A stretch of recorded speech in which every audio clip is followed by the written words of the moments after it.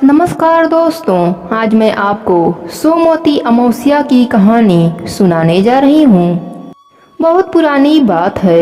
एक गांव में ननद और भाभी रहती थीं।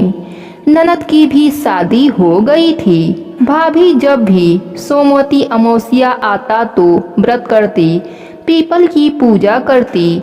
जब भी सोमवती अमावस्या पड़ता तो भाभी अपने ननद को घर बुला लेती और सोमवती अमावस्या की पूजा करने के बाद सभी सुहाग का सामान ननद को दे देती थी। ननद सभी सामान लेकर अपने ससुराल चली जाती थी, लेकिन वह कभी भी सोमवती अमावस्या की पूजा व्रत नहीं करती थी। सामान ले जाने के बाद वह उन सुहाग के वस्तुओं को पहनती थी तो चूड़ियां टूट जाती थीं।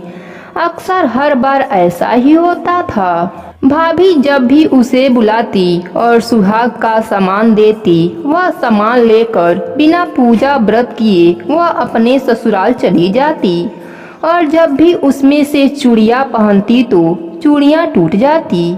जब ऐसा कई बार हुआ तो उसने घर आकर अपने भाभी को बताया।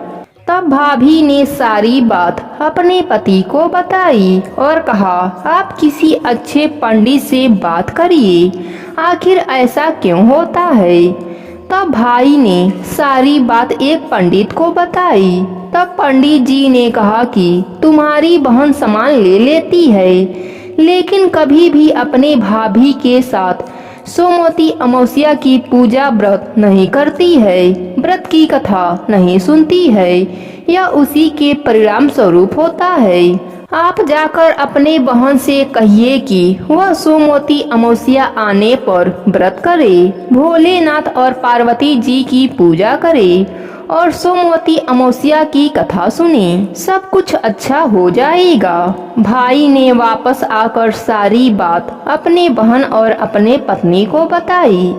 बहन को अपनी इस गलती पर पछतावा हुआ और अब की बार जब सोमवती अमावस्या आया तो अपने भाभी के साथ व्रत किया, पूजन किया और सोमवती अमावस्या की कथा भी सुनी।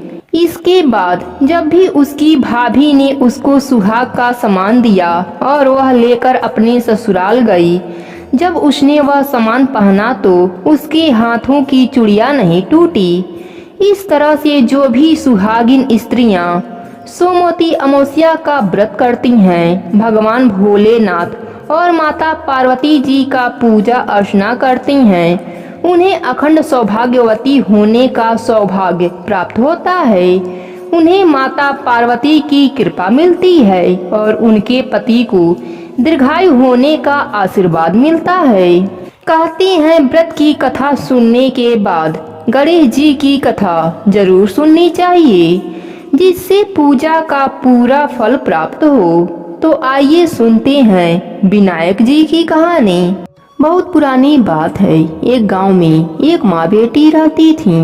वह बहुत ही गरीब थीं। एक दिन बेटी माँ से कहा कि माँ, गांव के सब लोग गणेश मेला देखने जा रहे हैं, मैं भी गणेश मेला देखने जाऊंगी। माँ ने कहा कि बेटी, वहाँ बहुत भीड़ होती है, तुम कहीं गिर जाओगी। लेकिन लड़की ने माँ से कहा, नहीं माँ, मैं तो जाऊंगी, मुझे भी मेला देखने जाना है, सब लोग जा रहे हैं। लड़की ने बार बार माँ से आग्रह किया तो उसकी माँ ने कहा, ठीक है बेटी, तुम चली जाओ मेला देखने। लड़की मेला जाने के लिए तैयार होती है। तब उसकी माँ ने जाने से पहले उसे 2 लड्डू दिए और पानी दिया। माँ ने अपने बेटी से कहा, बेटी, एक लड्डू तू गणेश जी को खिला देना और उन्हें थोड़ा पानी पिला देना और दूसरा लड्डू तुम खा लेना और बचा हुआ पानी भी पी लेना। लड़की लड्डू लेकर मेला में चली गई। लड़की ने मेला देखा, मेले में घूमने लगी, उसे बहुत मजा आ रहा था। शाम हो गई, सभी गांव वाले अपने अपने घर वापस आ रहे थे, लेकिन वह लड़की गांव वापस नहीं गई। लड़की मेले में से गणेश जी के पास जाकर बैठ गई और कहने लगी, एक लड्डू और पानी गणेश जी तुम्हारे लिए और एक लड्डू और बाकी का बचा हुआ पानी मेरे लिए है। इस तरह कहते कहते सारी रात बीत गई। गणेश जी यह देखकर सोचने लगे कि अगर मैं इसका लड्डू और पानी नहीं पिया तो यह लड़की अपने घर नहीं जाएगी।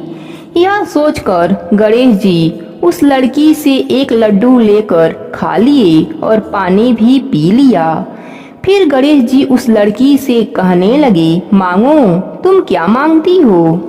तब लड़की मन में सोचने लगी कि मैं क्या मांगूं, अन्न मांगूं, धन मांगूं या अपने लिए वर मांगूं, खेत मांगूं या महल मांगूं। वह मन में सोचे जा रही थी तो गणेश जी उसके मन के बात को जान गए। उन्होंने लड़की से कहा, तुम अपने घर जाओ, तुमने जो भी अपने मन में सोचा है वह तुम्हें मिल जाएगा। इसके बाद लड़की अपने घर चली जाती है। तब लड़की की माँ पूछती है कि बेटी तुम्हें इतनी देर क्यों हो गई, सारे गांव वाले तो शाम को ही मेले से लौट आए थे।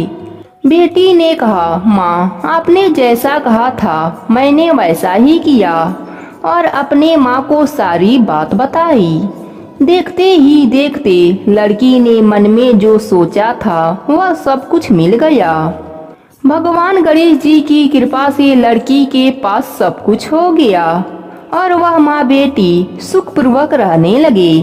हे गणेश भगवान, जिस प्रकार आपने इस लड़की पर अपनी कृपा की वैसे ही अपने सभी भक्तों पर अपनी कृपा सदा बनाए रखना।